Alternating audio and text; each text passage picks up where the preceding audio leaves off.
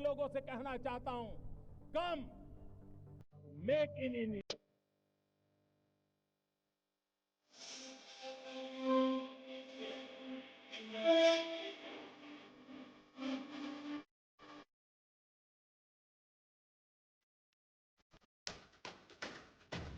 दिल्ली हवाई अड्डे पर बुधवार सुबह एक बड़ा हादसा टल गया। विस्तारा एयरलाइंस के एक विमान को उड़ान भरने की अनुमति दे दी गई थी, जबकि एक अन्य विमान उतरने की प्रक्रिया में था। एटीसी के निर्देश के बाद उड़ान रद्द कर दी गई। जानकारी के अनुसार नए उद्घाटन किए गए रनवे से यूके 725 दिल्ली से बागडोगरा के लिए उड़ान भर रहा था।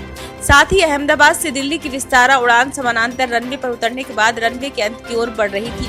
दोनों को एक ही समय में अनुमति दी गई थी, लेकिन एटीसी ने तुरंत नियंत्रण ले लिया। ड्यूटी पर तैनात एटीसी यानी कि एयर ट्रैफिक कंट्रोल अधिकारी ने तत्काल विस्तारा की उड़ान को उड़ान रद्द करने के लिए कहा। एयरपोर्ट अधिकारियों के मुताबिक अगर उड़ान भर रही फ्लाइट को सही समय पर नहीं रोका जाता तो बड़ा हादसा हो सकता था। मानक संचालन प्रक्रिया यानी कि एसओपी के अनुसार टेक ऑफ लैंडिंग की प्रक्रिया के दौरान किसी भी विमान या वाहन की आवाजाही की अनुमति नहीं है।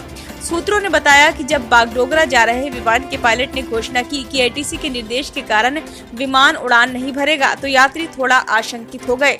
वरिष्ठ पायलट और सेफ्टी मैटर्स फाउंडेशन के संस्थापक कैप्टन अमित सिंह ने कहा कि उड़ान पथ की निकटता के कारण संभावित यातायात टकराव से बचने के लिए निकट दूरी वाले रनवे से उड़ान संचालन के लिए बेहतर निगरानी और एसओपी के सख्त अनुपालन की आवश्यकता होती है।